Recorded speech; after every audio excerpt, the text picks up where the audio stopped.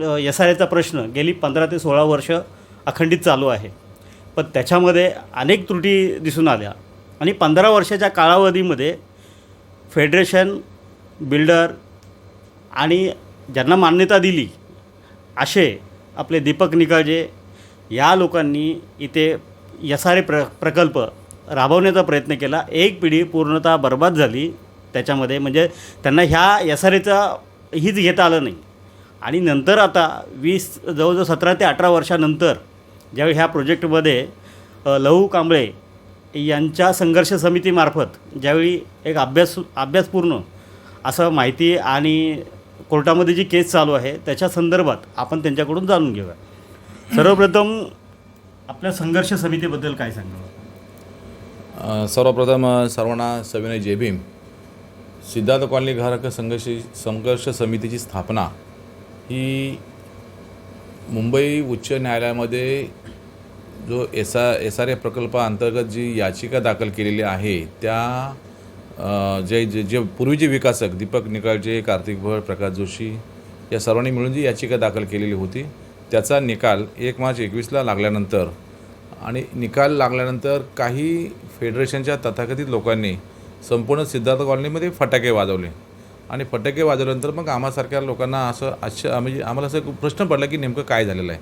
तत्पूर्वी कोणाला ह्याच्यातमध्ये काय चाललं आहे काय नाही हे कोणालाच माहीत नव्हतं. पण शेवटी आम्ही सिद्धार्थ कॉलनीतील प्रमुख मंडळी आम्ही एकत्र येऊन एक सिद्धार्थ कॉलनी ग्राहक संघाची स्थापना केली की जेणेकरून हे नेमकं काय चाललं आहे. आणि मग नेमकं काय चाललं असताना आम्ही ज्यावेळी RTIच्या माध्यमातून ज्यावेळी आम्ही माहिती मागायला सुरुवात केली, मग ते आम्ही कोर्टाची माहिती असेल, नेमकं काय ऑर्डर आलेली आहे, नेमकं काय झालेलं आहे, आणि मग सगळ्या ज्यावेळी हे केल्या माहिती मागवल्या त्यावेळी आम्हाला असं माहिती मिळाली माहितीच्या अधिकाराखाली की 221 कोटीचा व्यवहार ह्या जो समझोता करार जो यांचा झालेला आहे, हे सगळे बिल्डर लोक एकत्र येऊन जो त्यांनी सांगितलं की आता आम्ही सगळे एकत्र येऊन आम्ही काम करतो आणि हे काम आम्ही रुपाऱ्याला देतो आणि रुपाऱ्याने आम्हाला जो 221 कोटी म्हणजे दीपक भाऊ निकाळजे 17 कोटी, कार्तिक भट यांना 60 कोटी आणि प्रकाश जोशी यांना 92 कोटी असा व्यवहार करून हे सगळं समझोता करार करून तो कोर्टामध्ये दाखल करून ती केस जी होती जे स्टे ऑर्डर दिला होता की दोघांच्या भांडणामध्ये जो स्टे ऑर्डर होता कार्तिक भट साहेबांनी आणि आपले दीपक भाऊ निकाळजे यांच्या ह्याच्यात त्याला तो विड्रॉ केला आणि तो निकाल असा हे केला की आम्ही आता एकत्र झालो. परंतु 221 कोटीचा जो त्यांनी आकडा जो दिलेला आहे तो नेमका कशासाठी दिलेला आहे हा प्रश्न आमच्या सर्व प्रमुख कार्यकर्त्यांना पडला. आता दुसरी गोष्ट अशी की ज्यावेळी तुम्हाला ही हायकोर्टमध्ये म्हणजे संघर्ष समिती स्थापन झाल्यानंतर हायकोर्टमध्ये ज्यावेळी हे सर्व डॉक्युमेंटेशन तयार करताना इथे एक अशा प्रकारचं एक वातावरण होतं की पूर्णच्या पूर्ण एक सिद्धार्थ कॉलनीमधील सर्व एक घटक होते हे फेडरेशन किंवा दीपक निकाळजे यांच्या बाजूने होते. मग तुम्हाला याच्यामध्ये थोडी भीती वाटली नाही का की हे एवढं मोठं काम आपण करतो आहे आणि मग याच्यावेळी आपल्यावरती काही आघात होऊ शकतो किंवा अजून काही दुसऱ्या गोष्टी अघटित घडू शकतात असं तुम्हाला काय वाटलं नाही का? कसं आहे, भिण्याचा प्रश्न येत नाही कारण का आपण आंबेडकर समाजातले आपण सगळे लोक असल्यामुळे क्रांतिकारीचा आपल्या बालेकिल्ला चळवळीचा बालेकिल्ला आहे आणि आपल्या नसानसामध्ये बाबासाहेब आंबेडकरांचं चळवळ ही घुसलेली आहे. त्यामुळं कुणाला घाबरण्याचा प्रश्न येत नव्हता. त्यामुळं आम्ही तिथं कोर्टामध्ये ह्या सगळ्या गोष्टी ज्यावेळी मागितल्या माहितीच्या अधिकाराखाली आणि 221 कोटी आपल्यावर लादलं गेलं. त्याच्यानंतर मग आम्ही सिद्धार्थ कॉलनीमध्ये कटआउट लावले, बोर्ड लावले की सिद्धार्थ कॉलनी 221 कोटीला विकली आणि विकल्यानंतर मग कॉलनीमध्ये जी काही जागरूकता निर्माण झाली की नेमकं काय आणि त्याच्यानंतर मग ते पुढच्या प्रोसेस मग RTIच्या माध्यमातून SRL असतील किंवा काय हे सगळं चालू झालं. त्याच्यानंतर माझा दुसरा असा प्रश्न आहे की हे सर्व करत असताना काही लोकांनी तुम्हाला विरोधही केला, काही लोक तुमच्यामधून फुटूनही गेले आणि त्याच्यामध्ये म्हणजे सुरुवातीच्या काळात बोलतो आहे मी, आत्ताच्या अलीकडच्या काळात सुरुवातीच्या काळात काही लोक तुमच्याबरोबर होते आणि ते फुटून गेले. मग त्यांच्या मनात असं वाटतं आहे तुम्हाला की ते कशाबद्दल गेले?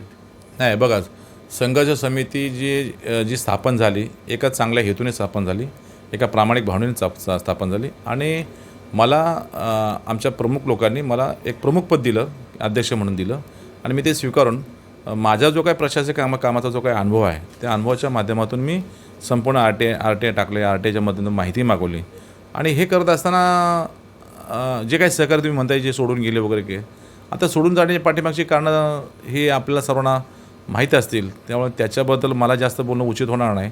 कारण आम्ही आमचं प्रामाणिकपणे काम करतो आहे आणि आमच्या प्रामाणिकच्या कामावर आमचा पूर्णपणे विश्वास आहे. त्यामुळे कोण सोडून जाते आणि कोण येते त्याच्याशी आम्ही काही संबंध ठेवत नाही.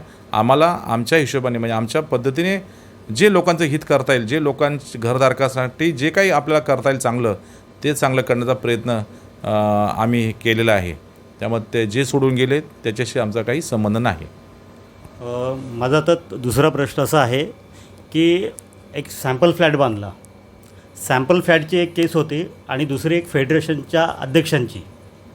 त्या 2 केसबद्दल आम्हाला थोडं माहिती सांगा. सॅम्पल प्लॅट ज्यावेळी त्यांनी बांधला, त्याने कसं आहे माहिती आहे का, तो जबरदस्ती आपल्या सिद्धार्थ कॉलनी लादला गेला फेडरेशन. त्यावेळी मार्च 21 निकाल आल्यानंतर फेडरेशनने जबरदस्तीने आपल्यावर तो विकासक आपल्याला लादला. मग त्यांनी काय केलं, कुठलीही परवानगी नाही तरी त्याने ते 4 लोकांना घर खाली करायला लावले आणि 4 लोकांना त्यांनी सांगितलं की मला ते लोकांना सांगितलं की मी सॅम्पल पण असा बांधतो आहे. जर त्याला सॅम्पल प्लॅटच त्याला दाखवायचं होतं तर त्यांनी बाजूला आचारनगरची इमारत आहे, आचारनगर इमारतीमधल्या सॅम्पल प्लॅटनं दाखवला पाहिजे की बाबा माझ्या अशा खोल्या आहेत. त्यांनी इथंच का बरं केलं? ह्याच्या पाठीमागचा एक स्पष्ट हेतू आहे की लोकांना गुमराह करायचं, लोकांना आमिष दाखवायची, लोकांना लालसा दाखवायची आणि मग त्या पद्धतीने तो सॅम्पल प्लॅटचा तो जन्म झाला. त्याचा सॅम्पल प्लॅट हा बेकायदेशीर आहे. आज आपण की त्याच्यावर महानगरपालिकेकडे तक्रार केल्यानंतर महानगरपालिकेत तोडायला सुद्धा आली होती. पण ह्या लोकांनी तिथे जाऊन हस्तक्षेप केला आणि कोर्टात सेक्शन कोर्टामध्ये गेले सिटी सिव्हिलला आणि स्टे आणला. नाही सॉरी गेले आणि तिथं त्यांना स्टे फेटाळला. मग तो त्यांनी काय केलं, त्यांनी हायकोर्टात गेला आणि हायकोर्टला जाऊन स्टे आणला आणि तिथं स्टे आणल्यामध्ये केस प्रलंबित आहे. दुसरी अशी की फेडरेशन जे आहे म्हणजे त्याच्यामध्ये काही लोकांच्या म्हणजे चर्चेतून असंही लक्षात आलं की ते फेडरेशनमधले जे अध्यक्ष आहेत त्यांचं बोगस रेशन कार्ड आहे आणि त्याच्याविषयी आपण थोडी माहिती दिली तर बरोबर. कसं आहे, RTIच्या माध्यमातून ज्यावेळी आम्ही सगळ्यांच्या माहिती मागवल्या त्यामुळे प्रमुख भूमिका ज्याची आहे 15 वर्ष ज्याची प्रमुख भूमिका आहे तो किती व्यवस्थित आहे याचंसुद्धा माझ्या डोक्यात आलं की बाबा हा तरी बाबा व्यवस्थित पात्र आहे की नाही बदल बघूया. म्हणून आपण काय केलं, आमचे सहकारी RD जाधव आहेत यांच्या माध्यमातून ते एक RTI मागवला. त्यांच्या पात्रते करण्यासाठी त्यांनी जे डॉक्युमेंट सादर केले होते जिल्हाधिकारी कार्यालयामध्ये त्याची आम्ही छायांकित प्रती मागवल्या आणि छायांकित प्रती मागवल्यावर आम्हाला समजलं की जे मुख्य प्रवर्तक आहे की त्यांच्याकडं जे काही रेशन कार्ड आहे ते रेशन कार्ड खाडाखोड केलेलं होतं आणि खाडाखोड केलेलं असल्यामुळं आम्हाला संशय आला आणि म्हणून आम्ही ते रेशन कार्ड काय केलं की सीधावटप अधिकाऱ्यांना आम्ही ते रेशन कार्ड हे केलं आणि माहिती अधिकारी मागवलं हे रेशन कार्ड खरं आहे का खोटं आहे. सीधावटप अधिकाऱ्यांनी ते तपासलं आणि बघूनच सांगितलं की हे रेशन कार्ड बनावट आहे. तसं आम्ही त्यांच्याकडून लेखी घेतलं बनावट आहे. आम्ही असं उघडं पाहिजे आम्ही असं नुसत्या बाता मारत नाही, पण त्यांनी स्पष्ट सांगितलं की हे रेशन कार्ड बनावट आहे. मग तिथून पुढे आमची प्रक्रिया चालू झाली की जर रेशन कार्डवर हे पात्र होतं म्हणजे बनावट रेशन कार्डवर कसं काय पात्र झालं, म्हणजे याचाच अर्थ फेडरेशनचा प्रमुखसुद्धा या कटामध्ये या संपूर्ण फसवेगिरीमध्ये हा सामील आहे हे सिद्ध होतं. आणि म्हणून आम्ही ॲडिशनल कलेक्टरकडं त्याची पात्रता रद्द करावी म्हणून मी स्वतः अपील दाखल केलेलं आहे. त्या अपिलाची सुनावणी झाली. आपल्या सुनावणीमुळे कसं असतं, अनुक्रमांक यादीमध्ये समाविष्ट लोकांना सगळ्या लोकांना अपात्र केलेलं आहे. हे ग्रस्तसुद्धा अनुक्रमांक यादीमध्ये समाविष्ट होत आहेत कारण तो 493 आणि 485 काहीतरी त्यांचा तो घराचं हे आहे परिषद यादीमधला, तर ते अनुक्रमांक यादीमध्ये समाविष्ट होतं. परंतु मोरक्या असल्यामुळं संबंधितांना हाताशी धरून पात्र मग असं लिहून घेतलं त्याने. मग आम्ही ते अपिलामध्ये ॲडिशनल कलेक्टर सांगितलं की अनुक्रमांक यादीमध्ये जर काही लोक जर अपात्र आहेत आणि हाच पात्र आहेत तर बाकीच्यांना पण पात्र करा. आम्ही म्हणलं की ह्याला अपात्र करा. जो निकष ज्याला लावलेला आहे त्याला पात्र करण्यासंबंधी मोरक्याला तोच निकष सामान्य घरधारकाला सुद्धा लावावा म्हणून सर्वांनाच पात्र करावं अशी आमची भूमिका होती. आणि जर नसेल तर त्याला अपात्र करावं. तर आता ती केस हेअरिंग झाली. ॲडिशनल कलेक्टर त्यांनी माझं अपील मान्य केलं आहे, तत्वता मान्य केलेलं आहे आणि ते आता सक्षम प्राधिकारक यांच्याकडे पाठवलं आहे. त्याची आता हेअरिंग होईल आणि मला खात्री आहे की कोणतेही पुरावे त्याच्याकडे वेगळ्या रूमचे कोणतेही पुरावे नाही आहेत, त्यामुळे ते अपात्र होणारच आहे. याच्यामध्ये म्हणजे असं लोकांना सांगू इच्छितो की जे फेडरेशनचे अध्यक्ष आहेत त्यांचं बनावट रेशन कार्ड आहे असं संघर्ष समितीचे अध्यक्ष यांनी सांगितलं आहे आणि तेही पुराव्याविषयी सांगितलेलं आहे. त्याच्यामुळे साधारणतः हा जो सगळा फेडरेशनचा जो बनावट कारभार आहे हा फक्त खोट्याच्या आधारावर आहे की नाही हा लोकांनी विचार करावा. कारण प्रथमदर्शनी हा सगळा जो जे अध्यक्ष आहेत संघर्ष समिती त्यांनी जे सांगितलं तर त्याच्यामध्ये तथ्य आहे की अतथ्य आहे याची सगळी कारणमीमांसा आपण करावी. दुसरा असा एक मला प्रश्न असा विचारावासा वाटतो तुम्हाला.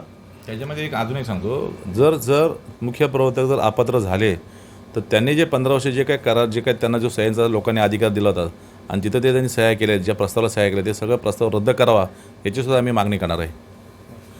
दुसरं जे हायकोर्टमध्ये तुम्ही 1 वर्ष झालं केस लढताय, आता त्याची सध्याची परिस्थिती आणि काय निकाल लागू शकतो, म्हणजे तो निर्णय अर्थातच न्यायालयाचा आहे, पण तुम्हाला एक असं काय वाटतं की त्याच्यातून काय अपेक्षा ठरतात? कसं आहे, हे प्रकरण आता न्यायप्रविष्ट झालेलं आहे. 23 ऑगस्टला आपली सुनावणी होती. आखरी सुनावणी म्हणजे शेवटची सुनावणी होती. त्या सुनावणी दरम्यान फेडरेशनच्या वकिलांनी सांगितले की आम्ही भूमिका काही बदली करणार नाही. लोकांमध्ये अशी चर्चा होती की फेडरेशन आपल्याला सहकार्य करेल, पण त्यावेळी फेडरेशनच्या वकिलांनी सांगितलं की आम्ही ऑलरेडी भूमिका घेतलेली आहे, तर आम्ही ती भूमिका आम्ही काही बदलणार नाही.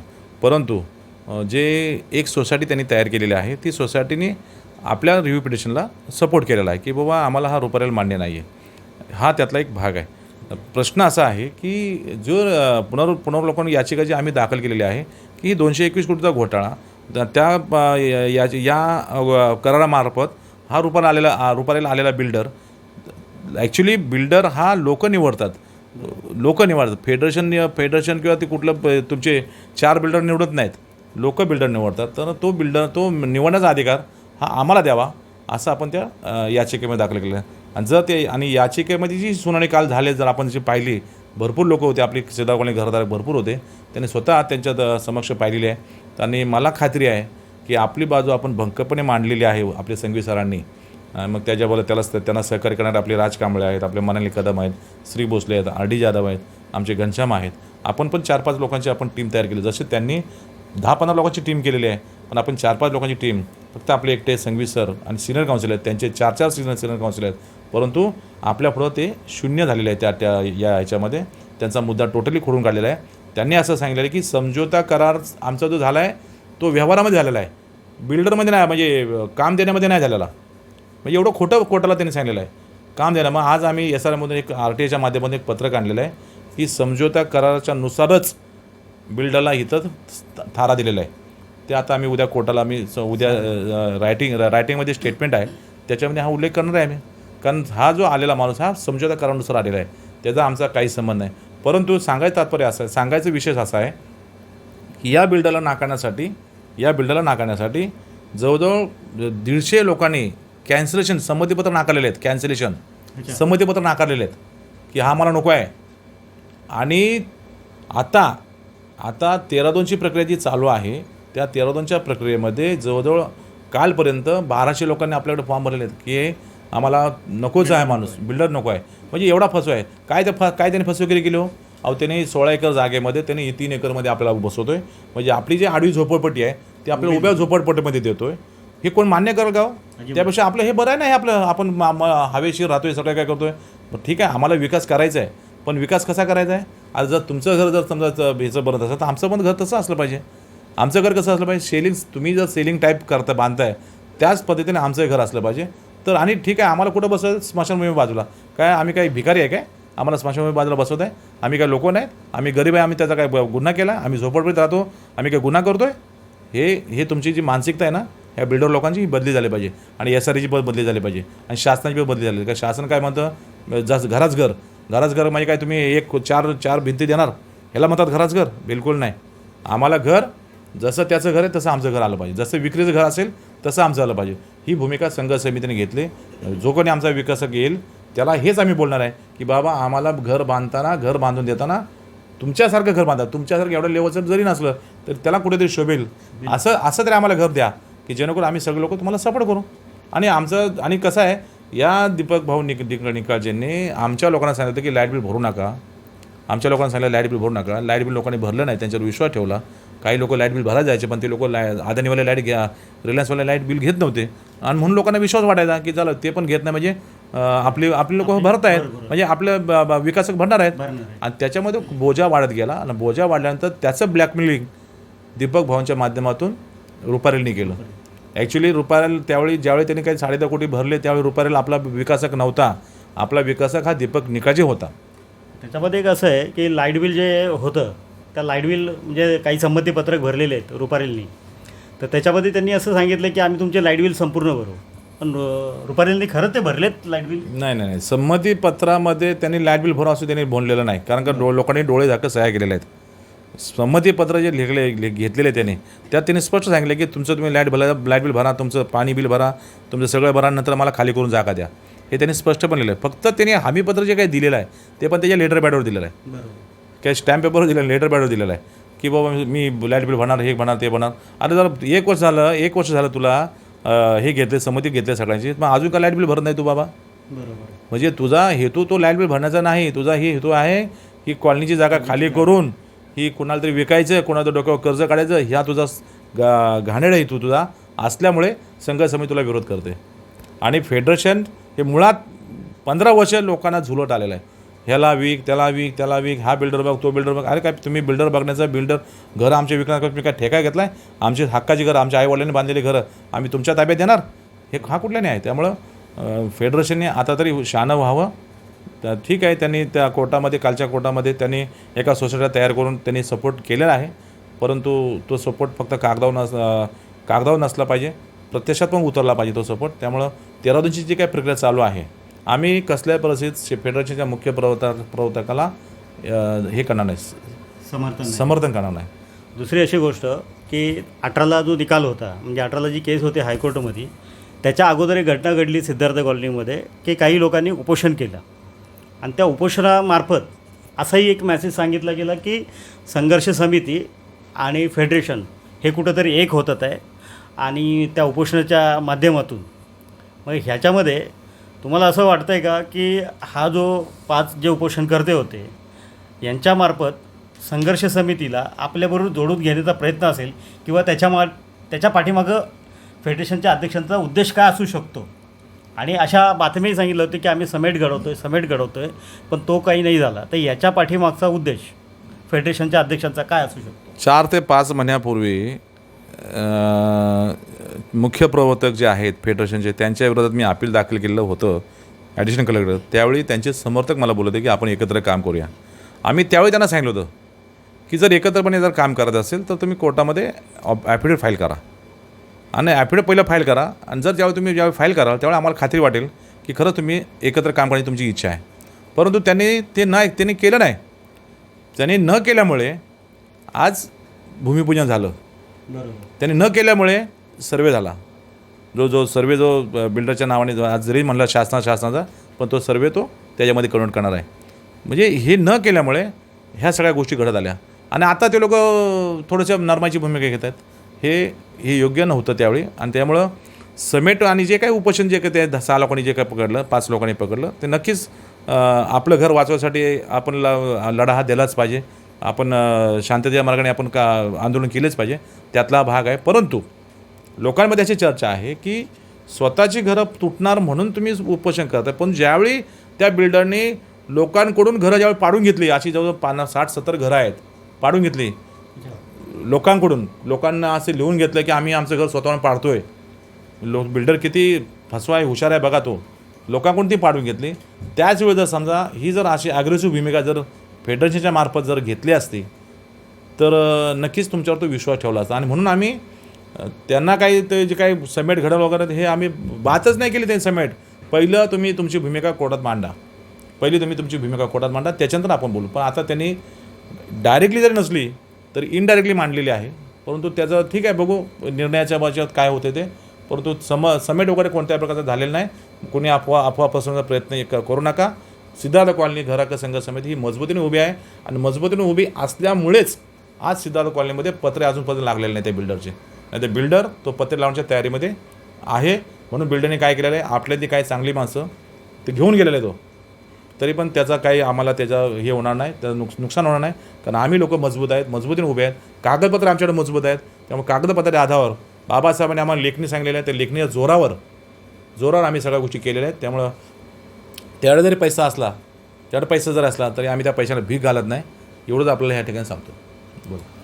त्यानंतर एक शेवटचा असा प्रश्न असा आहे की ज्या दिवशी भूमिपूजन झालं त्या दिवशी म्हणजे सिद्धार्थ कॉलनीत काही लोक होते, तर ते म्हणत होते की लोकांनी समजून घेतलं पाहिजे.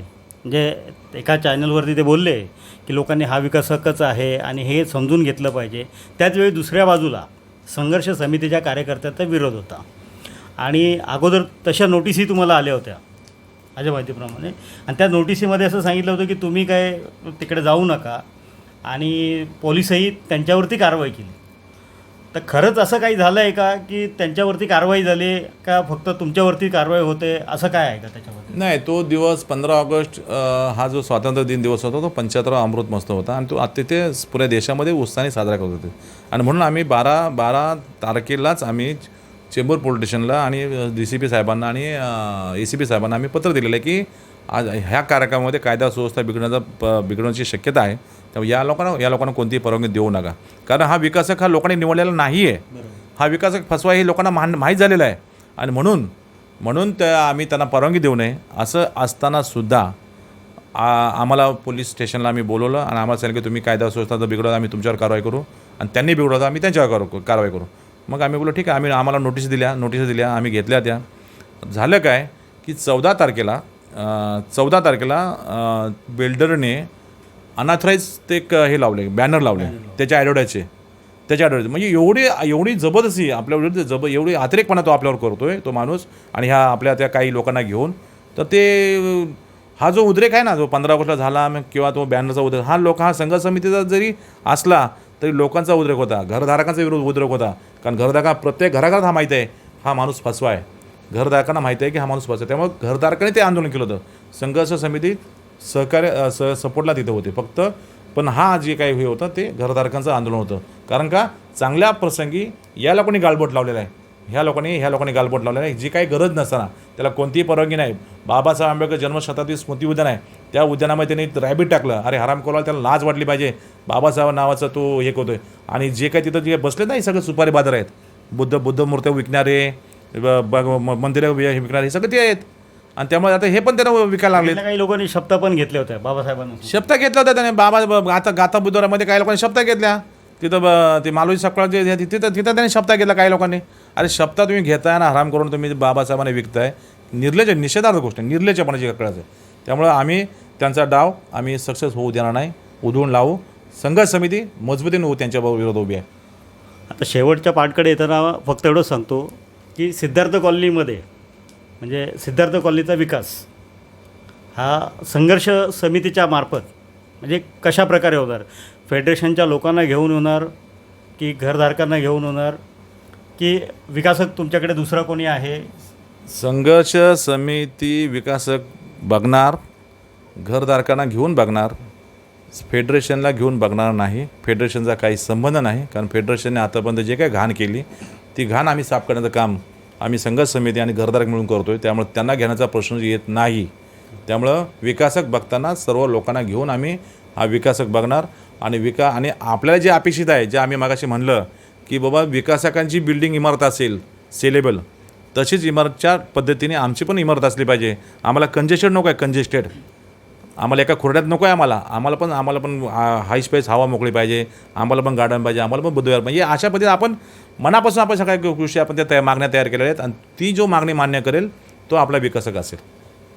हे होते संघर्ष समितीचे अध्यक्ष लहूबाबू कांबळे यांनी सिद्धार्थ कॉलनीतील सुरुवातीपासूनचा जो काळ आहे तिथपासून ते आजपर्यंत इथपर्यंत त्यांनी माहिती दिली. त्याचबरोबर सिद्धार्थ कॉलनीमध्ये एकंदर SRAचं प्रकरण हे किती वेगाने आणि कुठे थांबलं आहे याच्याबद्दलही माहिती दिली. फेडरेशनची भूमिका काय आहे तीही त्यांनी सांगितलं. 13-2च्या माध्यमातून त्यांनी 2 वेळा प्रयत्न केलेले आहेत आणि तेही प्रयत्न त्यांचे यशस्वी होताना दिसत आहेत. लोकांनी भरघोस त्यांना दिलेले जवळजवळ त्यांनी 1100 ते 1200 लोक त्यांच्याकडे संमतीपत्र आतापर्यंत अजून सोसायटी भरतायत. ओके. अजून सोसायटी आणि कसं आहे ते 13-2चे फॉर्म हे आपल्याकडे एक हत्यार आहे, लोकशाहीचं हत्यार आहे SRAमधलं की बिल्डरला काढण्याचं एक हत्यार आहे. ते हत्यार आपण सर्वांनी वापरलं पाहिजे. ज्याला हा बिल्डर नको असेल त्याने 13-2 भरले पाहिजेत. मग ते कोणी असो घरधारक, पण त्याने ते 13-2 भरून ह्या बिल्डरला इथून हद्दपार करूया आणि सर्वांनी मिळून आपण आपला विकास करूया. लोकांनी फक्त एवढंच ठरवायचं आहे की आत्तापर्यंत जे झालेले आहे आणि ह्या मुलाखतीमध्ये जे मुद्दे झालेत म्हणजे सॅम्पल फ्लॅट संदर्भात असतील, अयोग्य बांधकाम तोडीच्याबद्दल असतील किंवा कोर्टात असणाऱ्या ज्या केसेस आहेत फेडरेशनची जी भूमिका आहे, या सर्वांमुळे आता जे काही मुद्दे मांडले त्याचा लोकांनी विचार करावा. संघर्ष समिती योग्य, फेडरेशन अयोग्य, हा प्रश्न लोकांनी त्यांच्यापर्यंत त्यांच्या विचारबुद्धीने सोडवावा. आणि आजची ही मुलाखत इथेच थांबवतो. जय भीम.